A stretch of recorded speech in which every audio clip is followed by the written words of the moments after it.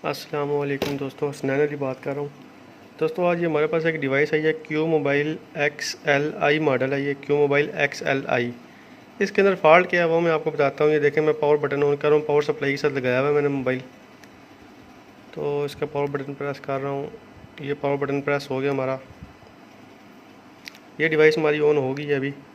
तो अभी आप देखेंगे कि ये डिवाइस अगर बैटरी से भी ऑन कर लें आप, और बैटरी अगर आप चेंज करके भी चेक कर लें, अगर आप पावर सप्लाई पे भी। अब मैं आपको एक और चीज़ इन्फॉर्मेशन देता हूँ कि कुछ ये देखें, ये सेट रिस्टार्ट हुआ है यहाँ पर पहले लोगों के ऊपर। अभी पावर बटन मैंने छोड़ा हुआ है, दोबारा उधर ही आ गया। और इसकी पावर बटन की स्ट्रिप उतार के भी आप ऑन करें तो इसी लोगों के ऊपर ये रिस्टार्ट होता रहता है।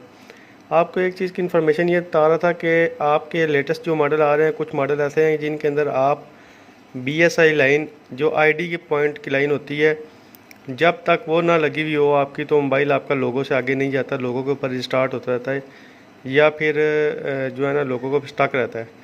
तो लेटेस्ट मॉडलों के लिए हमें BSI लाइन, जो ID की लाइन होती है, उसको कनेक्ट करना ज़रूरी होता है। अगर आप पावर सप्लाई के साथ भी लगा रहे हैं तो आप ऐसा करेंगे कि जो ID की लाइन है, BSI की लाइन है, उसको आप कर देंगे ग्राउंड। ठीक है, तो ये चीज़ मैं पहले भी बता चुका हूँ कि जो ID की लाइन होती है और B टाइम की लाइन होती है, ये आपकी माइनस से निकल के आ रही होती है। तो उसको आप जब ग्राउंड कर देंगे, उसके बाद आपका मोबाइल सप्लाई से भी कंप्लीट ऑन भी होगा और लोगों से भी आगे चला जाएगा। पर अभी इसको अगर बैटरी भी चेंज कर लें और इसको अगर सप्लाई से भी चेक कर लें तो ये शायद लोगों से आगे नहीं जाता, ये पहले लोगों के ऊपर रिस्टार्ट हो रहा है। तो मैंने आज के बाद सोचा कि यार कुछ इस तरह के फॉल्ट जो थोड़े कॉम्प्लिकेटेड हैं, और कुछ मेरे दोस्त जो हैं रिपेयरिंग जो हजरात करते हैं उनको समझ नहीं आते, या उस चीज़ में वो पज़ल हो जाते हैं कि यार इसका मसला पावर IC से हल करें, कहाँ से मसला हल करें। तो मैंने ये सोचा कि इस तरह के फ़ाल्टों के ऊपर मैं वीडियो लाजमी आज के बाद बना दिया करूँगा। ठीक है इंशाल्लाह। तो जैसा कि आप लोगों को पता है कि मेरी पहले तबीयत काफ़ी जो है ना ख़राब थी, अभी अल्हम्दुलिल्लाह काफ़ी बेहतर हूँ पहले से। तो कोशिश यही है कि इंशाल्लाह आज के बाद जो है ना वीडियोस, कुछ ना कुछ ऐसी वीडियोस जो कॉम्प्लिकेटेड फॉल्ट के ऊपर है वो मैं अपलोड करता रहूँ। तो या ये लोगों पे स्टक रहता है या यहीं पे ये रिस्टार्ट होता रहता है। दूसरी चीज़ ये है कि ये जिस कस्टमर का मोबाइल है, दोस्त है मेरे, वो ख़ुद भी रिपेयरिंग ही करते हैं, तो शायद उन्होंने भी फ्लैश करके देखा होगा इसको। तो मैंने भी इसको फ्लैश करके देखा है। तो ये देखें, ये फाइल लोड हुई है इसकी और ये कंप्लीट फ्लैश हुआ है। इसके अंदर अभी XLI की फ़ाइल लगी हुई है और ये सेट कंप्लीट फ्लैश हुआ है, इसने कंप्लीट फ्लैशिंग ली है। ठीक है, मैं फ़ाइल दिखाता हूँ ये कौन सी फ़ाइल है। ये देखें, ये लिखा हुआ है XLI। ठीक है, तो ये नीचे जाएंगे तो आप देखेंगे इसने कंप्लीट फ्लैशिंग डन कह दिया, फ्लैश कंप्लीट ले लिया इसने। और ये या लोगों पे स्टक रहता है या फिर ये लोगों के ऊपर रिस्टार्ट हो जाता है। ठीक है, तो अभी जब हम उधर चेक कर रहे थे उधर फ्लैश फाइल, तो ये लोगों से रिस्टार्ट हुआ मोबाइल। तो इसका मैं आपको बताऊं कि ये जो आपने इस तरह के सेट को रिपेयर किस तरीके से करना है। इस तरह का सेट जो फर्स्ट लोगों के ऊपर रिस्टार्ट हो रहा है, आपने सबसे पहले इसके पावर बटन को चेक करना है, शॉर्ट तो नहीं हो रहा। अगर पावर बटन शॉर्ट नहीं हो रहा तो फिर आपने उसके बाद ऐसा करना है कि इसके पूरे बोर्ड के ऊपर जितने भी कैपेसिटर लगे हुए हैं और डायोड लगी हुई है वो चेक करनी है, उनमें से कोई लाइन शॉर्ट तो नहीं है, वोल्टेज की लाइन। अगर आपको हाफ शार्टिंग या फुल शार्टिंग किसी जगह पर नहीं मिलती, उसके बाद आप समझ लें कि ये मसला आपका EMMC का। ठीक है, तो अभी मैं इसके ऊपर जो काम करने लगा हूँ, मैं EMMC का इसके ऊपर काम करूँगा। और EMMC के काम करने के बाद मैं आपको EMMC की जब मैं डिटेक्ट करूँगा वहाँ पे UFI बॉक्स के ऊपर, तो उसका मैं स्क्रीनशॉट वीडियो के साथ ऐड कर दूँगा, लगा दूँगा। ठीक है दोस्तों, ताकि आपको भी पता चल जाएगा कि इसकी EMMC के अंदर क्या फ़ाल्ट है, EMMC इसकी ठीक है या नहीं ठीक। ज़्यादातर ये जो फर्स्ट लोगों पे रिस्टार्ट हो जाते हैं, इनकी EMMC की लाइफ ख़त्म हो जाती है, 90% कंज्यूम का एरर देते हैं। साफ सेट है, मेरे अलावा मेरे ख्याल से अभी तक किसी ने रिपेयर नहीं किया इसको। तो हाँ, तीसरी एक और फॉल्ट था कि जो फर्स्ट लोगों के ऊपर सेट रिस्टार्ट हो जाते हैं उनके अंदर ये भी होता है कि अगर उनका टच अगर शॉर्ट हो जाए, ठीक है, या वाटर डैमेज हो, या टच की स्ट्रिप ख़राब हुई हो, तो तब भी सेट रिस्टार्ट होता है। कैमरे से भी रिस्टार्ट होता है। कैमरे अगर ख़राब हो जाए तो आपने कैमरे भी उतार के चेक कर लेना, टच भी उतार के चेक कर लेना है इसका। मैंने इसके कैमरे भी उतार के चेक कर चुका हूँ, इसका टच भी उतार के चेक कर चुका हूँ, फिर भी ये फर्स्ट लोगों के ऊपर रिस्टार्ट होता रहता है। और इसकी मैं वॉल्यूम की स्ट्रिप भी उतार के चेक कर चुका हूँ। ठीक है, तो अभी इसको रिपेयर करता हूँ और इसमें इसकी EMMC के अंदर जो फॉल्ट होगा वो मैं आपको स्क्रीनशॉट के साथ शेयर करूँगा। ठीक है दोस्तों।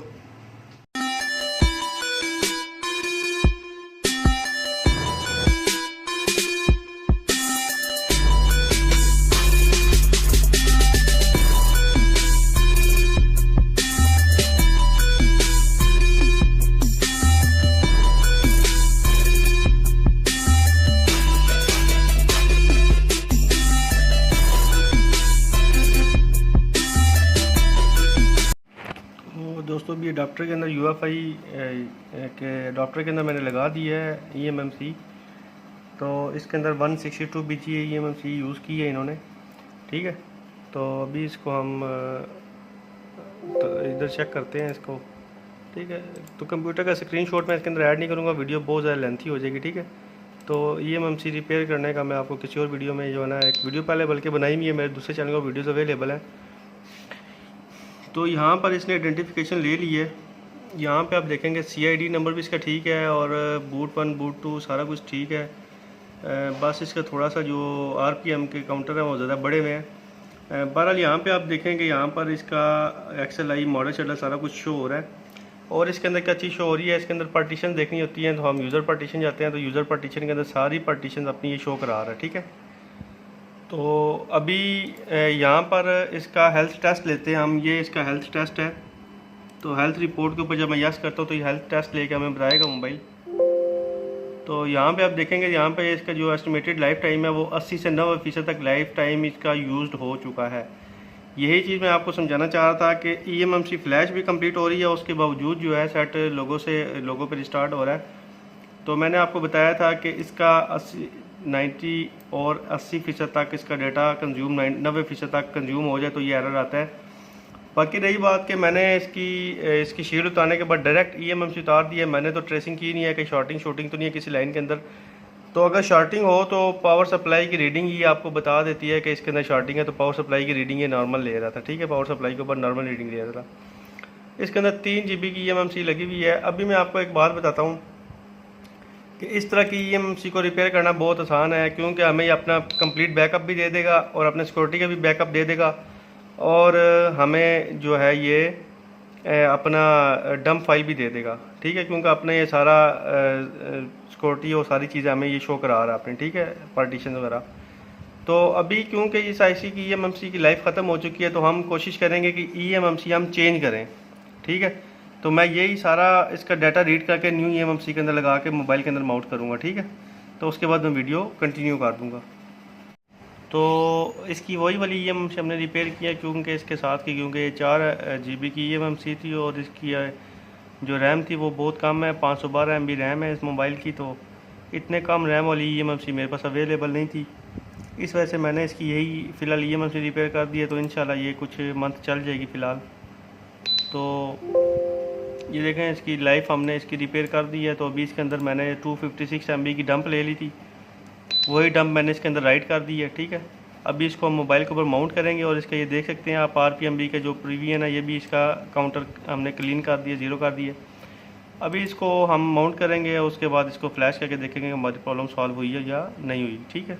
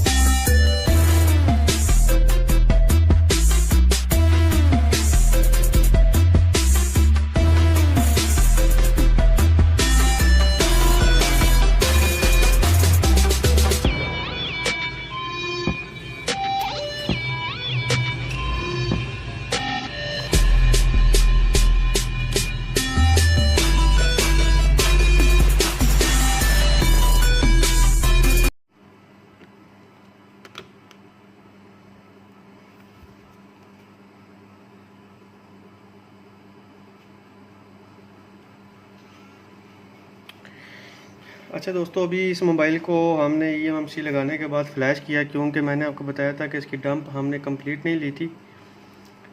जब आपका सेट कंप्लीट डंप ना लगाएं तो आपको फ़्लैश करना ज़रूरी होता है। ठीक है, अभी इसको फ़्लैश कर चुका हूँ मैं। ठीक है, इसमें CPU लगा हुआ है 7731E। ठीक है,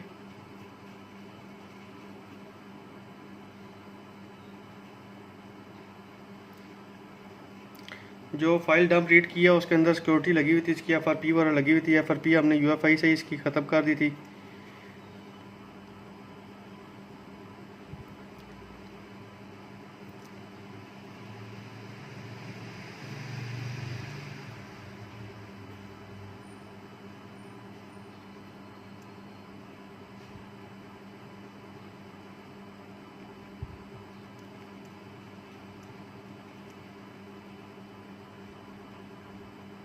तो दोस्तों, अभी आपको बताने का मकसद ये है कि फ़र्स्ट लोगों के ऊपर सेट ब्लिंक कर रहा हो तो वो आपका eMMC का भी फॉल्ट हो सकता है। ठीक है, बाकी है कि मैंने आपको बताया था कि अगर शॉर्टिंग हो तो फिर जो रीडिंग होती है पावर सप्लाई के ऊपर, वो रीडिंग आपकी एक्सेस रीडिंग होती है।